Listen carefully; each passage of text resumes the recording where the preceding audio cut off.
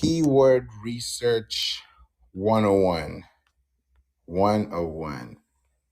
Welcome to the room and welcome to the space. Thank you so much for being here. And I'm thrilled. I'm excited. I'm just ecstatic because I think also building into connections, building into things is where we like to do things, connecting at a larger level. So, quicker pace.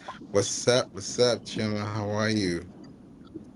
I'm okay. I'm driving. I'm in my car, so I can only be in clubhouse rooms and hear what's going on if I'm on a stage. So No way, for real? yeah, yeah, That's not that's new. yeah. So That is really new. So like is it every room? yeah, every room I go into, if I'm in my car driving, I can only hear the clubhouse room if I'm on a stage. That's it. Not if I'm in the audience. I can't hear anything. So it's Huh. probably something with my car though. Probably not clubhouse. No, it gotta be something with the app or maybe the update or something. Maybe. It's all good. It's all good. Well, how you been? What's going down? Been good. Been still chewing on that class you gave us. I'm Looking up those resources. about to use one of So, them today. oh, nice. Which The ones? first one. Okay. Yeah. It's really interesting because I think I've been using it. I mean, I've been using it, but I think after the workshop, I realized, okay, you know what? I'm going to really drop this thing to the T because it's like when you really know where your audience is with keyword research, it's so much easier. And then you're able to really look at the numbers and really determine and know, okay, here's where people are searching and here's where people are going. So yeah, I did some searches for myself just to see like where in the US are people searching for SEO, where are people searching for Pinterest, and I got some really interesting results. So I'm like, yep, it's time to make this results count. So that's what I'm doing I right now. love that. Yeah, that's excellent. Got to make it count. And sometimes you just got to switch things around and add new things and take away things that don't work anymore. So that's what business is all about. Exactly. Exactly. That's how we gotta move. Welcome, Kamani, and welcome, Christy. Thanks for being here. And I also see you all in the room as well. Thank you all for being here. Shah, JP, Jermaine. Good to have you as well. Chukudum, Andrea, Delita, San, I hope I said it correctly. Sad, Janice, Chef. Good to have you here, Chef Cheesa. What's up, Jackie G? Eric, good to have you. It's been a while. Sadi as well. Mohammed, John, Ashish, Sam, and Cheryl. I like to highlight and say your names and connect with you because sometimes we think about this app and we're like, oh, we think we're talking to ourselves, but we're really talking to people. So I want to appreciate you for being here because you could be anywhere else. So before we get started, I just want to let you know, for those who are hearing me for the first time, my name is Favour Obasi-ike, and I love to help people protect, earn, and scale the intellectual property with search everywhere optimization. In other words, helping you build a secure platform for yourself so that when you are connecting with people, you're actually doing it in real time. I just had an opportunity to hear a very touching story today. I've been on calls all day. Today, I said I've not done anything for myself. I've been helping everybody since 7 a.m. Now I gotta at least have 45 minutes because after this I'm out again. So I said I have a little bit of some time. Let me come on Clubhouse and help some people dive a little deeper, let you know what I've been doing, pull the curtains back and see. Because I did a podcast episode about, I think it's the second to last one that's published. It's about 6 minutes long, and I highlighted my mechanic, and because he's a home mechanic, he's automobile, he can come to your door, he can help you out. And I know that a lot of people need help with their cars, if they want to move. I had a problem with mine. I had an episode, and that, thank God, I'm okay.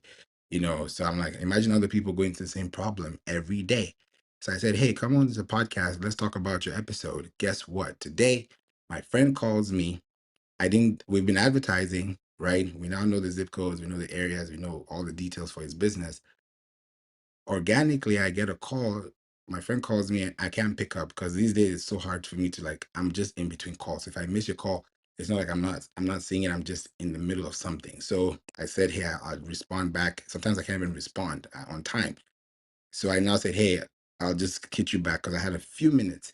And then I get a message back saying, hey, I'm stuck on the road. I'm like, what? So I said, oh, I listened to your podcast and I called the person that, you highlighted for the mechanic, and he was able to get my car. And now I'm able to fix my car next week and I'm safe. I'm like, what?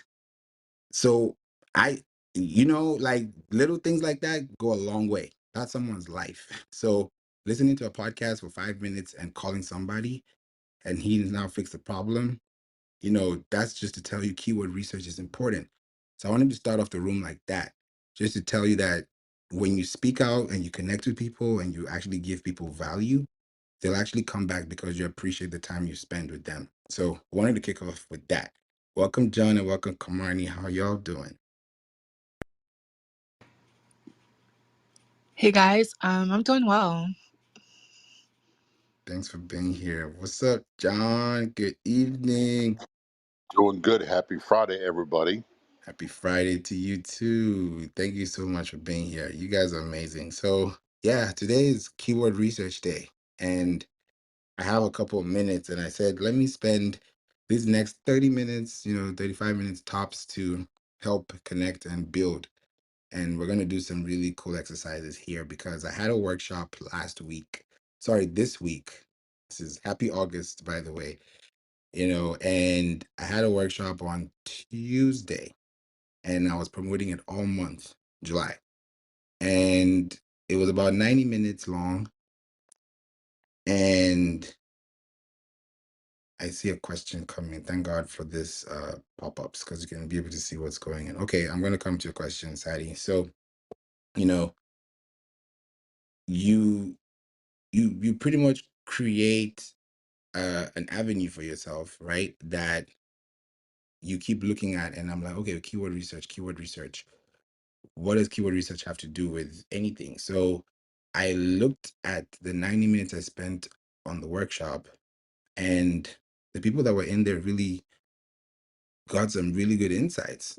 Chairman was there, and I said, okay, you know what? I'm going to talk about one of these tools, but I'm not going to talk about the name of the tool. I want to just kind of give you a little mystery to show you how detailed it can be. Not that I give tools out like it's fresh. It's like every day. So my goal here is to at least just give you a little bit of a 101 because it's a 101. It's not a 201. It's not a 301. So I want to make it easy, understandable, just basic level, so that when you see the overarching, picture, the macro scale picture, then you can really like find the micro details in between the lines. So with keyword research, I know that a lot of businesses are trying to figure out how keyword research works. Hey Ryan, welcome Rosemary as well. Keyword research is one of the most important things you can ever have done for your business because that's how people find you. I had a meeting with a client today just to tell you a little bit of some scoops because sometimes I don't talk about how I operate my meetings with clients, but I think today I will, just to give you some context of how we actually conduct research, right? Just as a use case study. Now, with one of our like they're called RBY prints, by the way, stands for Right by You prints. And they came to us, in May, and they had no SEO. They've been in business, they've been booming, If you guys know the t-shirt God is Dope, that t-shirt that people love wearing, they're the ones that printed those shirts, right? So they've done work for government, for companies. Now they want to do B2B, like they want to do school uniforms, jail uniforms, restaurant uniforms, B2B, like they're going up that scale, right? So we're rebuilding the website, rebuilding the interface, rebuilding the model, rebuilding the SEO, right? And now, after we had a meeting today, we got to figure out that when you start looking at the details, you start to connect the details to the picture you want to create. Because when you're running ads, where you're running ads to, hey, Liverpool's finest and Austin, welcome. When you think about the places that you're running ads, you want to know where people are searching for this information, right? Because the information they're searching for is happening in real time. There are 8.5 billion, I repeat, 8.5 billion searches per day on Google. 15% of those searches are brand new. That means 15% times 365. That means if you show up for a keyword and that keyword has been researched, it means that you have tackled that research with the specificity, with the high intellectual ability, and with the most relevant topic based idea that you can give someone to actually formulate an opinion or even have an informative decision about what you've told them about a keyword they researched on. For example, if I want to get jogging shoes or running shoes, which one should I pick? Most people are going to look at reviews. People are going to look at Huh. People are going to look at reviews, of course, on Amazon, for example. People are going to look at other related videos. They're going to look at social media. They're going to look at all these things. By the end of the day, before they connect and say buy now, they've done their research. So the keyword, even the button that says buy now, is keyword research because there's a difference between buy now and shop now. There's a difference between purchase now and buy now.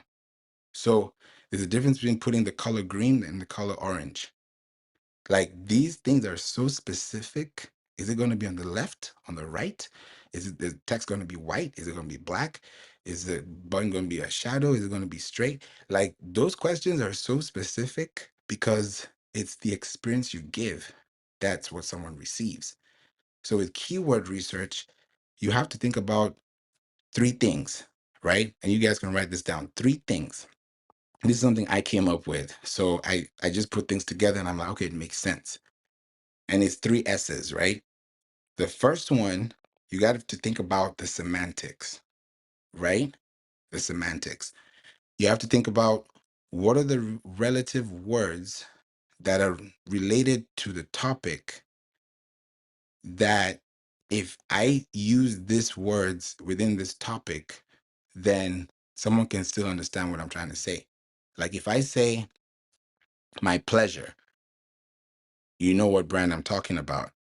Like I don't have to talk about the brand because if you've been experienced that brand, you'll be able to see it. If I talk about annual passes or day passes, you know what I'm talking about, right? And if you don't, the ones I was talking about, just make sure it's clear through is when you think about the first one, I was talking about Chick-fil-A, my pleasure. The second one, I was talking about Disney because they have annual passes, day passes, right? That's what people hear consistently, consistently, consistently. So, what does your brand say consistently without you saying it yourself? And that's where the keyword research comes in, where they say girl boss, or where they say all these big brand terms that we all know, right? When people say those words, Google it. Like those words were created because they have a verb, they have an action after the word has been said, right? There's a reaction to it. So, the response you're giving off keywords you're giving people is really where it's based off those semantics. Sadi says, I got a new job. If you let me introduce myself, position SEO marketing. I'm not a native speaker of the country. but I know it can get better than I know it better than English. Okay. My question is, for what should I, like a guy like me, focus on SEO tool to know better SEMrush, for example, or keywords only? Okay. So I get your question, and let me know if I'm off. Correct me so that I make sure I answer your question correctly. So you're asking about tools to use to improve your SEO research when you're dealing with keywords for businesses. If you want to position, do like local SEO, franchise SEO, on page SEO. Okay. Yes. All right. So here's the thing. I'm going to give you guys, I'm being nice today. I'm going to give you guys I don't know. I don't know. I don't know. Okay, I'll stick with what you've said so that I don't want to confuse, because this is 101. The more tools I give you, the more confusing it gets. So I'll keep to the one tool you've already said. SEMrush. SEMrush is a great tool, right? And SEMrush is great for your business because it allows you to use keywords. And I think you can have about a couple of free searches per day or per month. And with these searches, if you have a limited number of searches, right, then the number of searches that you have need to be very specific to what you're looking for. Because if you can give me a word, selling professor, I don't know what that is. I need to know what you're saying about. I don't know if it's a chef, or just give me one or two words you're trying to think about for keyword search. But technically, what I'm pointing across is when you have keyword research done for your business, it saves you a lot of time of guessing, because a lot of businesses guess before they actually figure out what keywords work for their business, right? The more guesswork you have, the more less work you produce in quality. Let me just say that. Let me say it like that. Because you're guessworking. You're imagine driving while guessing. You're not gonna really get where you're gonna go because you don't really have a linear scale, like you don't have a direction. So the direction you're going has to be proportional to where the traffic is flowing, right? So if you're going this direction and everybody's looking for this topic or this answer, then you need to give them exactly what they ask for. Because if you're talking about mugs and you start talking about raincoats, you're going to lose them. And a lot of times we like to give them everything, but sometimes they just need one, right? You can't feed me candy, cookies, ice cream, gelato, tres leches, and it's not going to happen. So you have to digest it slowly so that people can get it.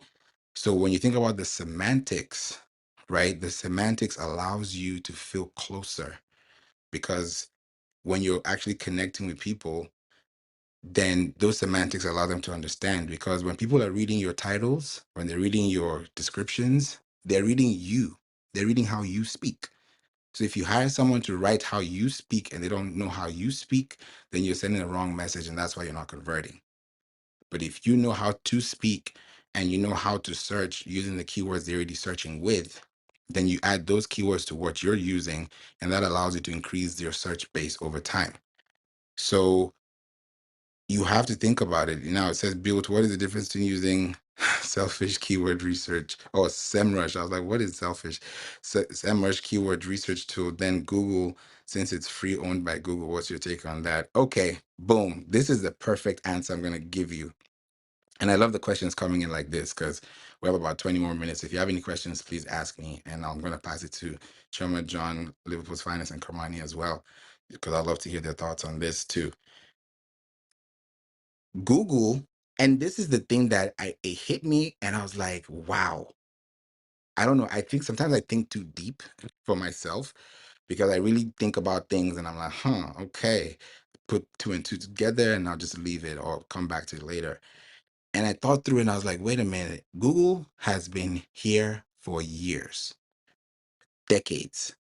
Why is it that Google only gives you 1,000 rows of data, of first party data? By the way, first party data, your Google Search Console. Let's say you have millions of monthly, impressions, but you only have 1,000 rows. You're limited to 1,000 rows. That is, I don't even know if that's broad daylight robbery. I don't know. God forbid. But you have to look deeper than that, because that's probably what their API will restrict you to, because it's free. And I don't even blame them for that, because it's free. They're not going to give you all your data, but how do you scrape the data, right? There's a platform I'm introducing. I feature the co-founder. They're at Silicon Valley. It's called SEO Gets, SEOGETS.com. If you want to connect, let me know. I'll talk to the co-founder and we'll plug you in, but you can sign up if you want to. You can go have at it. It's great. It's a great platform. It's pretty much like using it's like, having a car and then putting like a car wrap on your car, like just wrapping your car with a different type of paint. That's what SEO Gets is. So you connect your website, your Google Search Console, to your SEO Gets, and then it gives you like a whole new platform that allows you to get up to 50,000 rows of data. 50,000, to the point where I was even asking them, has Google even asked you guys to sell it? They're like, they've talked about it. You'll hear it in the podcast episode. His name is Matthew, and amazing guy, right? And we connected LinkedIn, you know, and then I was like, yeah, let's do it. And that's how we got to a podcast episode. So what am I saying? Keyword research, because he even actually, and I this is what actually amazed me. He's the co-founder of that company, right? And he said, Favor, I went on Google and searched SEO Gets, and how he found me is because when you search on Google without the quotation marks, you're doing broad search. So if you're searching, this is a pro tip for everyone. When you're searching for something specific on Google, like you're looking for something specific, like I'm looking for marketing podcast show, or I'm looking for lasagna recipes for vegans, like whatever, however random it is, right? Put quotation marks to the beginning and at the end.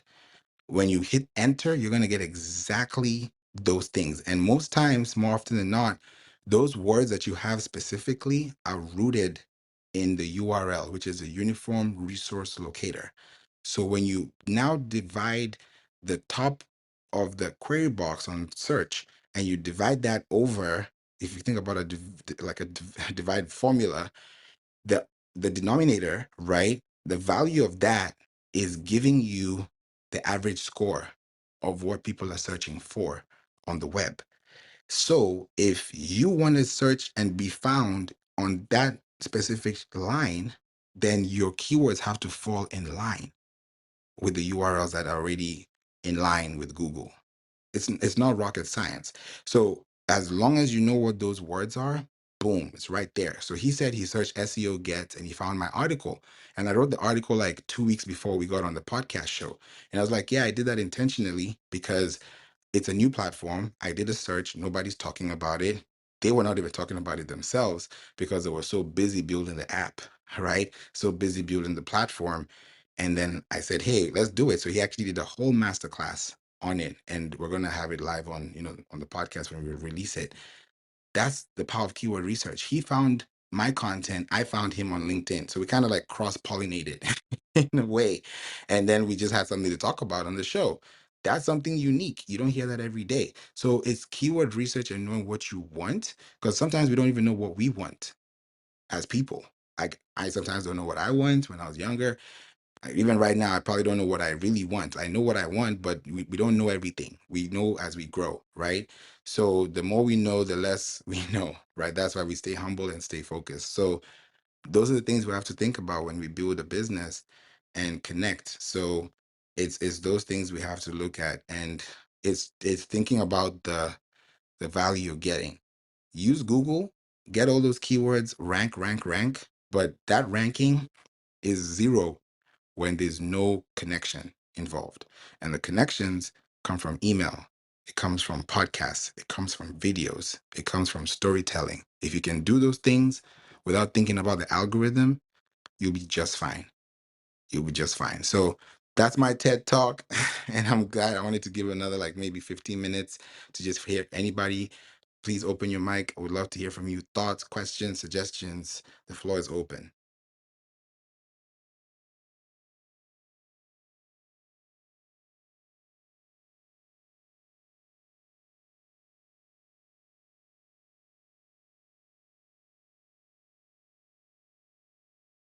Wow. Interesting. That's a first. Okay. You know what? I'm gonna flip it a little bit. If you're here and you're in the chat, welcome Juliana, welcome Kendrick. If you're here in the chat, just put in the chat what platform, or actually, let me make it easy. Let me make it very easy. Give me two words that would describe your business. If someone's looking for you, like the way I talked about today, someone listened to the podcast, they found a mechanic, her car got fixed, or she was able to get sorted out. That was a keyword research that was done.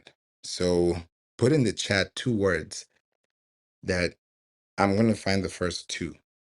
So just give me two words and I'll put in the chat, and I'm gonna tell you exactly what the world is searching when it comes to that, and it will be based off data. Let's see. Okay. Having someone else do all the testing to find your clients is super costly, huh? Kendrick, great question. I love that. I don't know. It's a really quiet room today. I don't know. Maybe it's because people are busy, but I'm glad you guys are here and I'm loving the questions. And someone else to do the testing to find your clients is, I won't say it's super costly, because when you use the word super costly, it's like you gotta literally buy gold, silver, and titanium to sell it, to or to get it. No, it's not. It's not that like far fetched. It's just working with the people who know what to do, because when you want to know what your competitor is doing, we've done this so many times when building websites, understanding SEO, knowing your local positioning, knowing who your actual connections are. You have to see it. So, like, your business is selling gratitude, like journals, shirts, and talks. I was just talking to, yeah, I was just talking to my friend Kamani about it not too long ago, and we're talking about emotional selling, right? And you just said you're selling gratitude. So gratitude comes from a place, right? So people who are grateful for what they have are content, they're thankful, they have a positive mind. When they're wearing their shirts, they're connecting, they're building, right? When you think about journals, shirts, and talks, that tells me that people would be talking on stages or on camera, whether it's virtual or it's physical, and they are using those shirts and probably having a journal next to them with a video on, promoting the brand, and you're selling gratitude. That's what I'm seeing. That's literally the picture I can picture, right? From a creative, I've not even done any keyword research because it just flows for me. So seeing that, I'm like, okay, that's e-commerce, that's t-shirt, that's business, that's connections. How am I going to position you to sell t-shirts to people who actually need those t-shirts?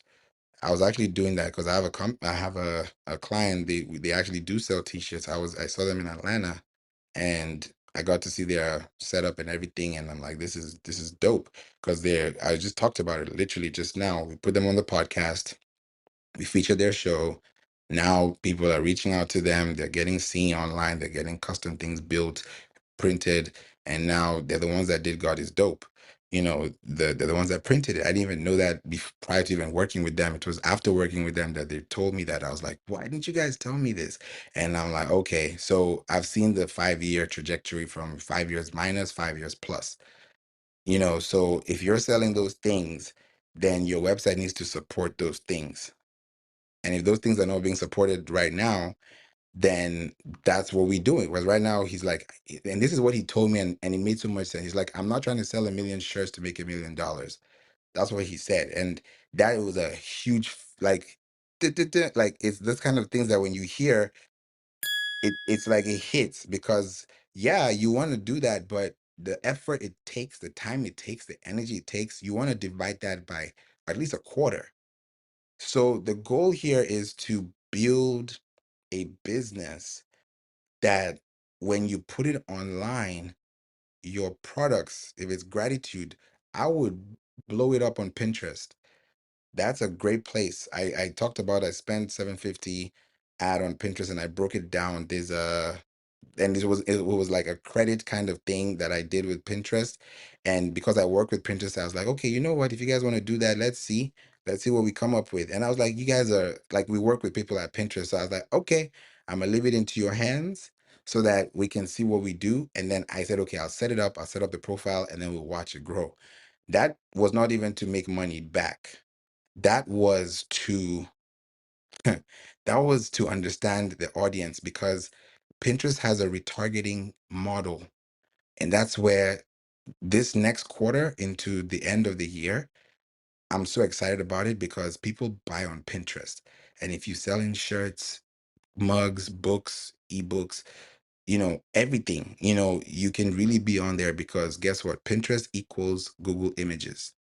Anything you see on Google Images is coming from Pinterest, it's coming from a YouTube thumbnail, it's coming from a blog that has a website, it's coming from a featured image, it's coming from somewhere. There's a source file.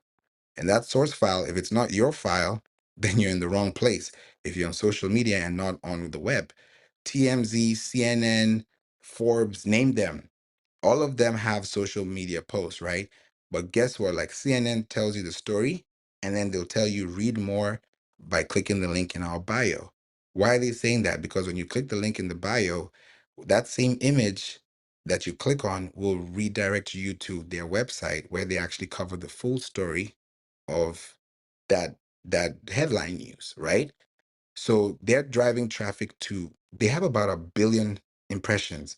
I got to know that is because we work with the company now, and we are so like into advertising on news sites. So he was like, oh, CNN has 1 billion impressions a day. I was like, what? Because Google has 8.5 billion searches a day. So it makes sense for CNN to have 1 billion searches a day. They're on news all day. So that's 1 billion out of 8 billion per day. So when we're talking numbers and volume and audience and keywords and searches, where are they searching? Apple is about to release their new iPhone, shipment, right? On Pinterest, guess what? They're gonna flood their ads there. Why? Because people don't run ads there. People are spending money on Google, YouTube, spending a lot of money. It's expensive, right? And they're going to Pinterest to run ads and get about 3 cents, 30 cents a click, when everybody's scrambling for $1, $2 a click on Facebook, on Meta, on Google, on YouTube. So we go to untapped, problem aware audiences that help your business grow. And we do that because we know that if you're really looking for your audience outside where you're already looking for them and you're not finding them, then there needs to be a specific goal. And I'm doing a case study on this, actually, because I have an AI team now, and where like it's so interesting how things have transformed over time. And what I'm doing now is I'm using my AI to audit websites, because I've pretty much created like a brain of my website. And so instead of me talking about it myself, my AI is talking for me. So the way you have to build and create, for yourself, you have to think about the goal. Like, you see, Kendrick, you're saying I started doing that in 2021 with a paid marketer. I think I quit too early. Exactly. We quit too early. Like, you keep hitting that rock, and before that rock produces milk or honey, you have to break that thing, right? But the consistency in hitting it is weakening the structure that you're hitting it on, right? And the weaker and the stronger you get, it's like an opposing force. So if you keep knocking on that door, someone's finally gonna open that door, right? If it's gonna be an hour, 2 hours, it's either someone's gonna come from the back, from the front, from the side, but a door is gonna be open. But sometimes it may have to take a while before you open that door. And that door is organic, because that door is SEO. And a lot of people don't want to wait. They don't want to wait for a month, 3 months, 6 months, 12 months. Our podcast episode, let me just give you guys a big picture here. A podcast episode, right? The lifespan of a podcast episode is 24 months. That's equivalent to a blog, which is 24 months. So imagine the number of episodes you have times 24 months per episode, because episodes that you released 2 years ago are the ones that are probably charting right now. And the episodes you're doing right now are probably going to be charting 2 years from now. So you're creating an evergreen life cycle of content that you can easily refer back to. It's like a book. You can go back and read a book that was written in the 1800s because it's in front of you. The same way you can listen to a podcast because you can tune in. So if we think about intellectually protecting our assets, where are we really protecting ourselves? Are we online? Are we offline? Are we out of context? Are we in context? So that's really how I can put it. And it has to really really make sense. And I appreciate you so much, Kendrick, for that question as well, because I hope it helped a lot of people. And you got to do a room with wheelchair users. I'm learning what I need. I turn them on notifications. Yeah, thank you so much. Appreciate you for sure.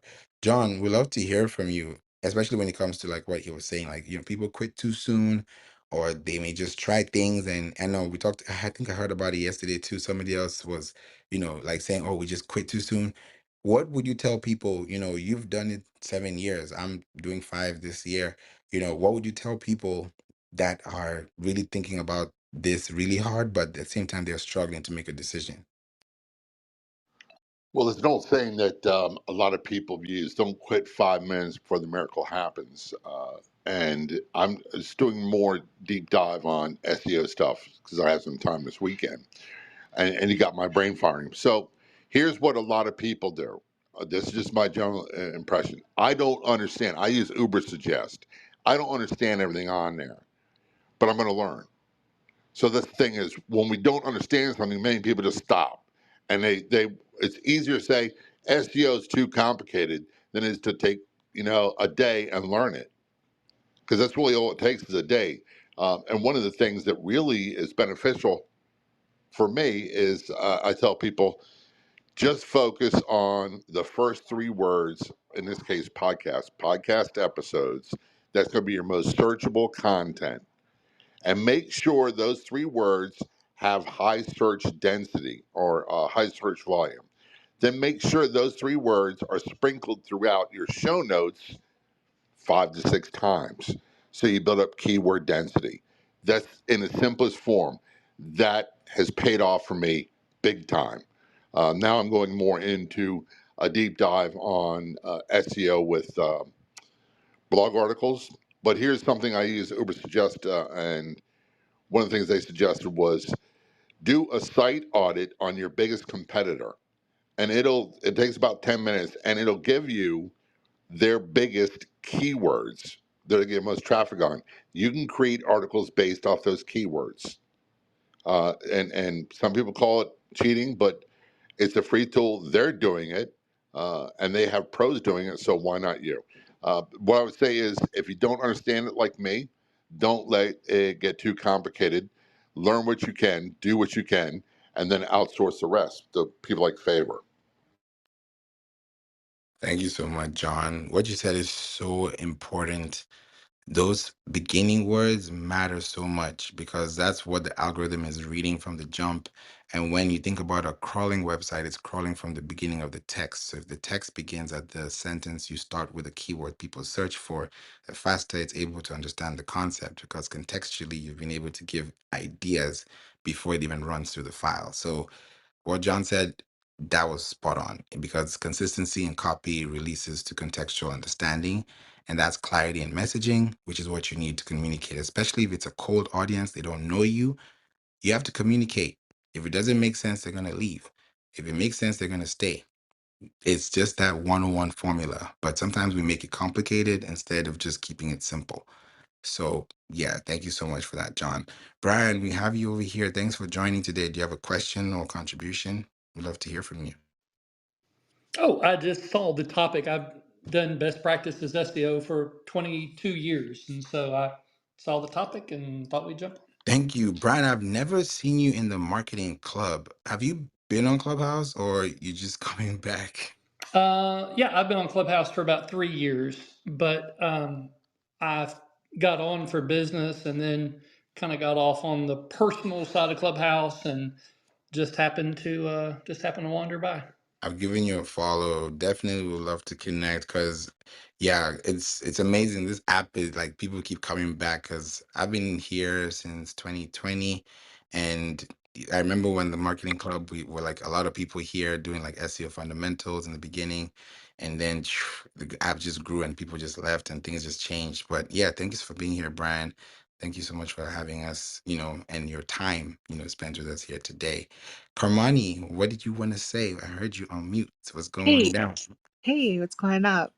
I guess I have a question for the stage and maybe the audience. What keyword research tools have everyone used before? And do you guys have any feedback on it, whether it's positive or negative? Mm, that's a good question. Uh-huh. Honestly, I'll just start off saying this. Google.com is one of the best ways to search because the Google search box is so underrated. I think I've said this before, like just understanding SEO from its basic, unique 101 standpoint. If you can search correctly and if people can find you correctly, they can click on you correctly and they can save you correctly. So it's like it's like a four wheel. I kind of put it in like a four-wheel house.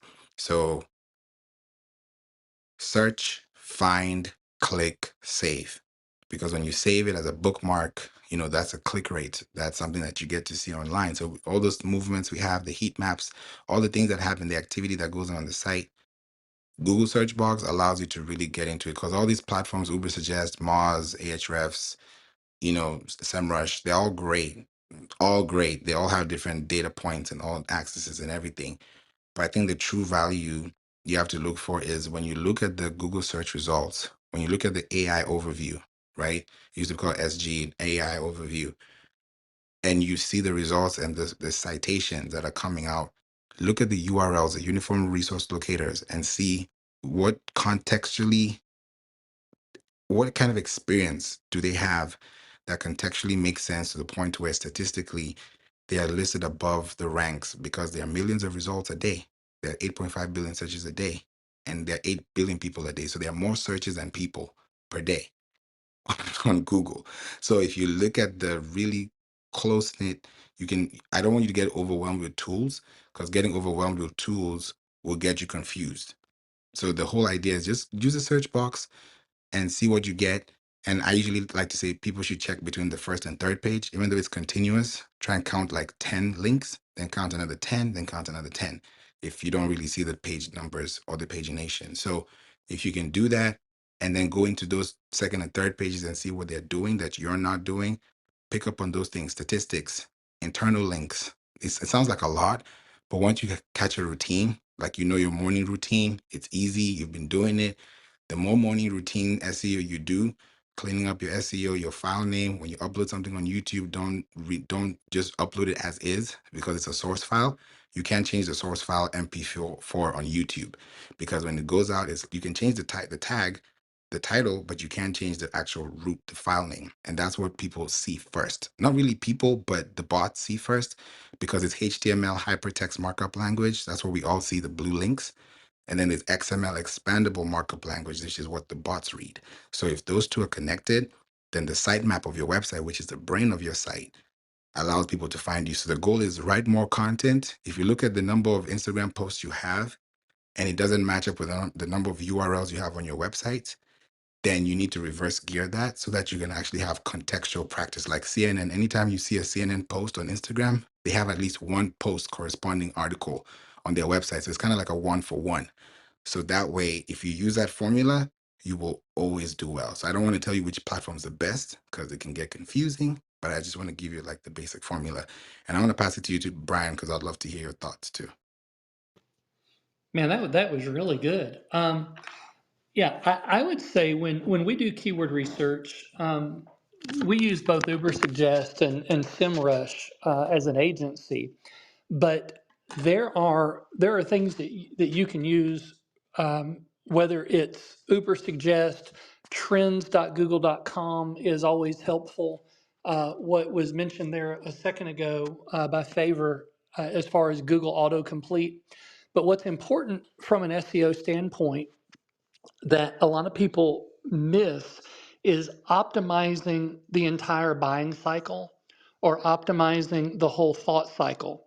So, for example, if you were going to buy a digital camera, you would start your Google search with digital camera, then Sony digital camera, then you would refine that search to a particular model. You would go to Best Buy, you would pick it up, you'd come back, and now you're going to look at reviews, you're going to look for best prices and comparisons. And so by the time you purchase something, you may have done 8 different searches across multiple user sessions, and learning the buying cycle and optimizing so that you have as many touch points to create authority and to instill trust and credibility is important.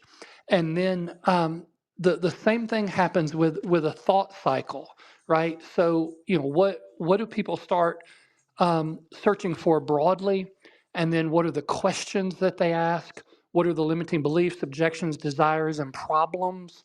And learning to optimize across the thought cycle creates that authority and helps you to integrate Google's EAT criteria, right? The expertise, experience, authority, trust, creating real content for real users that provides real value, um, is crazy important. So I would start with what are people searching for broadly, and then I would think through the whole thought or buying cycle, and then I would optimize for the questions, and I would do that with authority content with my own unique voice, stories, anecdotes, authority, so that you have unique content, not copy and pasted chat GPT content.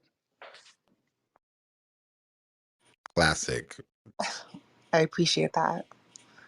Thank you so much, Brian. I appreciate that too. That was good. That was really good. I think it made sense for the people just trying to understand it, because SEO it can be like when someone says SEO, it's like they're seeing like a zombie, they're seeing like Ghostbusters. It's like a weird whole thing. I don't know who made it a monster, but it's not. SEO is your best friend.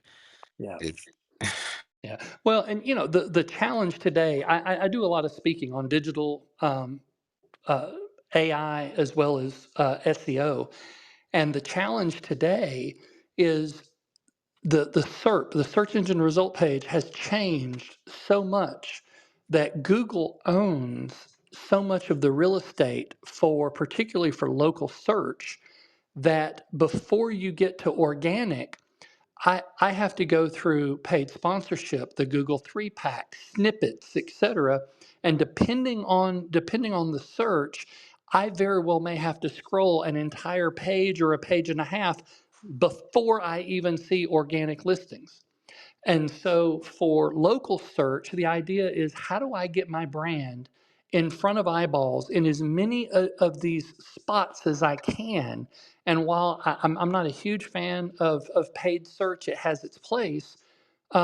15%, maybe 20% of your target market, but all of the snippets, local, Google Business, review management, all of that comes into play when it comes to your SEO, because you don't want to be stuck with only organic in a highly competitive, particularly local market, where organic listings are a page and a half scroll down the page. that is so true. And you're right, because we're optimizing for everything. It's not just, it's not just creating content and scaling content. People also don't think about conversion rate optimization. Like SEO is great. Yes. Yes. No, I'm just saying yes. You're right. Yeah, and those things matter. Like, is a button to the left? Is it to the right? Is it in the middle? When you look at Apple's emails, for example, the buttons are round and not square. Like those little things go Yep. a long way.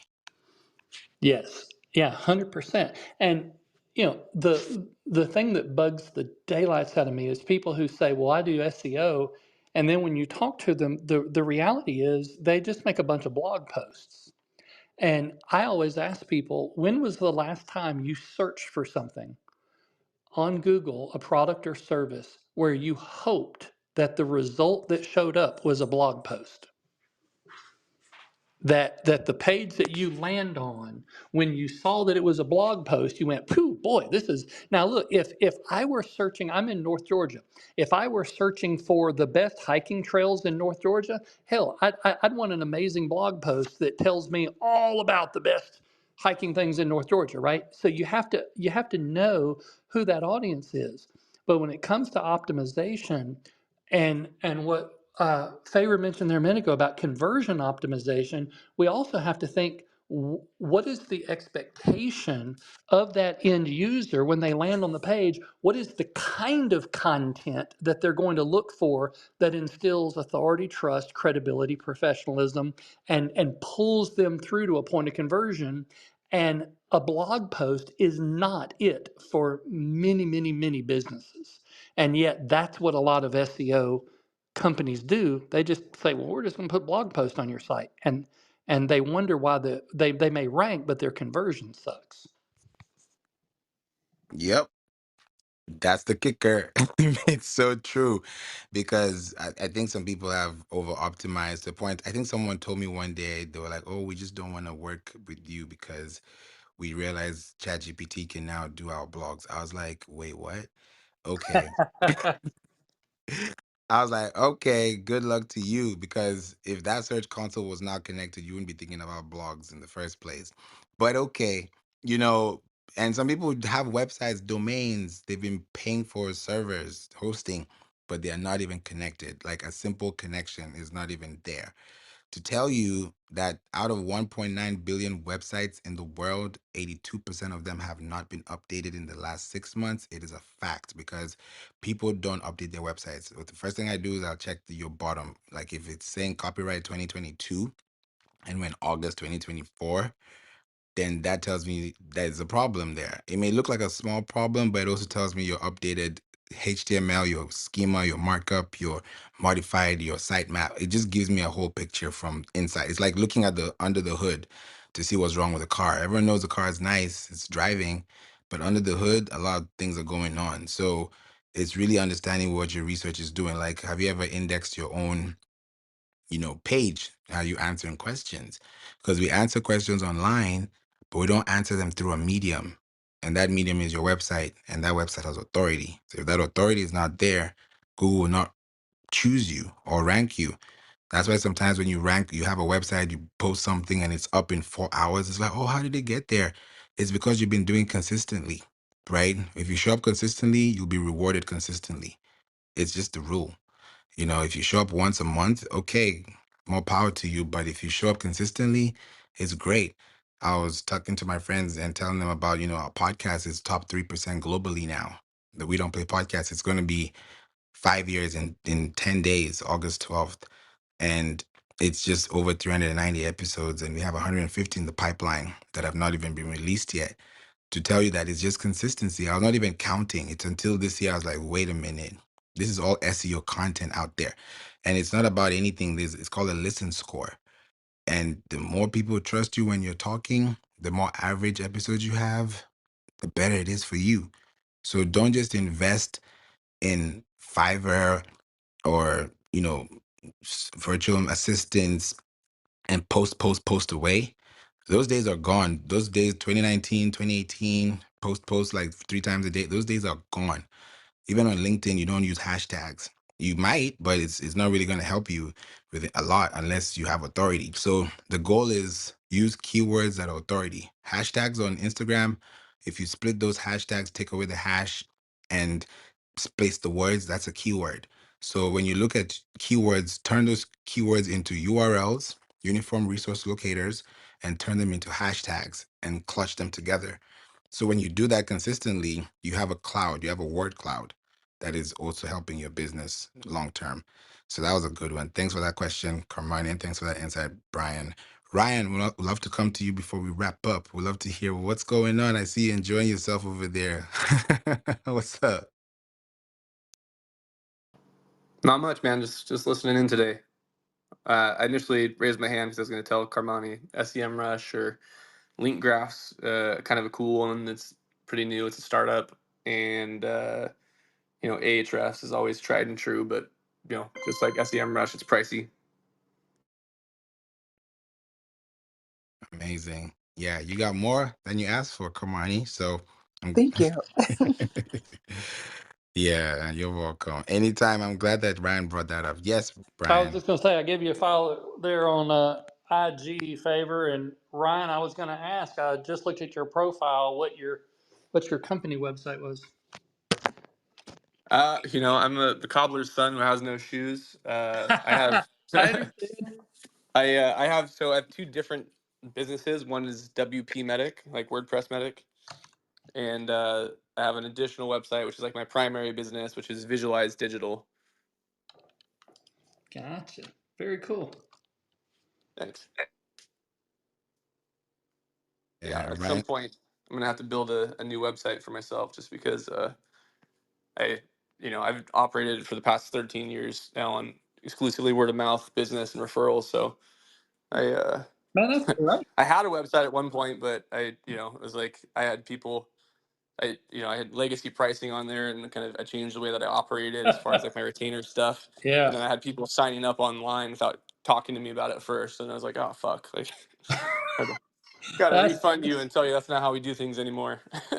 Yeah, no, dude. Look, well, I say we. I redesigned the Bright Tribe site. I don't know, maybe 8 months, 10 months ago, and it was so embarrassing. I was looking under the hood, and I'm like, oh my word, some of this stuff is like 10 years old. And last month, I was our 18-year anniversary for my agency, and then before that,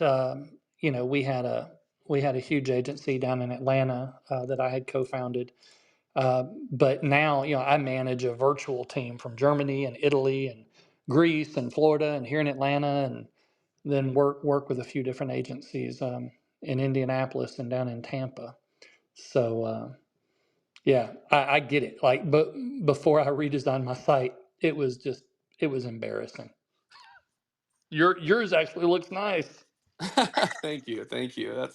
It's still something that I don't really like hand out to people and doesn't rank for anything. Like, I'm torn about what I'm gonna do. Like, I have a couple people that I work with on a pretty regular basis. I've been doing WordPress development for agencies, for other agencies, for a long time now. Where I kind of like stopped selling, right? Like, I don't, like, rarely do I even try, but it's one of those things. I'm kind of torn. I'm at a crossroads right now with what I want to do with my life, and am I going to build an agency and actually like rent retail space in downtown, or because I do have like No. yeah, no, exactly. I'm not going to. That was one of the things that I was strongly considering for a long time, but because like so many people around here are still doing old school, they don't like a Zoom meeting. They want to come shake your hand and meet you in person, and that's fine. But I'll come to your office, because the other thing is, the other big factor of this is I have a 1,400 square foot office at my house. I have a detached shop that I remodeled last year, so Nice. it's it'd be hard. I'd be hard pressed to give it, to pay for someone else to pay for a smaller space when I have this. It's got a home theater system with a 110-inch projector and Dolby Atmos and a 42-inch Dude. OLED monitor, and you know how it Yeah. goes. Yeah, I do. That is awesome. Yeah, we so my office is in our basement, and it's about 1,100 square feet. Um, but we've got a separate drive, and it's a full daylight basement. So, there's 7 big windows and French doors out the back. And we completely remodeled my office in the last few months. I had a leak through the foundation, and my son is a finished carpenter. And so, I mean, I've got all these beautiful cabinets, and we built custom French doors to match the cabinets. And I mean, it's gorgeous in here. And I had my first client come by just last week, and I'm like, Nice. "Yep." I said, "You can park in the bottom drive. Just come around." And yeah, it was nice. I'll never have my first agency. We had 25 people. We had huge loft office, and it cost us $140,000 a month before we made one dime. Uh, Yikes. you That's know, a lot of salary, overhead. taxes, insurance, overhead. It was 140 grand a month. So that I'm never doing that crap again. Yeah, that's steep. How about you, Favor? Are you a solopreneur, or do you have a team behind you, or how are you working? Yeah, for me, I have been, it's 11 years. This is August, next month, a decade and a year. And technically, it used to be like by myself. And then eventually I built out a team, and now we're 21. So eight other people, including myself, and 12 AI. And we've been able to use the system to at least, delegate and just process things without me having to spend time on the work. So it's really built into the model and business operating, system we've built. So it's really good. I'm excited about how it's turned because it took some time to get there, but I'm glad we're there now because I'm not the smartest person in the room. Well, neither am I. So Man, I would love to jump on a Zoom with both of y'all. yeah, absolutely. All right, guys. Well, I actually got to take off. I have a friend over. We're gonna do some barbecuing. But it's been good chatting with you. And Favor, I'll see you soon. Thanks, Ryan. Thanks so much for being here. Appreciate you. And yes, Brian, Have a good one. yeah, you too. You too. Enjoy your And weekend. Brian, shoot me a connect on LinkedIn. I'll do that. Cool. All right, guys. Later. Later. Appreciate you. All right, Brian. Thank you again for coming. I will also connect with you. I'll send you my details as well, and then we'll chat it up, talk, see what we can do. I'm glad I opened the room because I didn't know it was like a pop-up. But yeah, this is great. Thanks for being here, Kamani, Liverpool's finest. Thanks for being here, Brian, Austin, Dahlia. I followed you back, Jackie J, Eric, and Armono. Great question as well in the room today. Appreciate you. And I think you have a question about clients acquisition. And yeah, that's something I definitely would bring to another room because that's a whole new topic. So appreciate you so much. And please follow this room. Replays are on. If you want to connect with me, 15 minutes to call is up here. And I'm going to see you guys later. Enjoy your weekend. See you, brother. Yeah.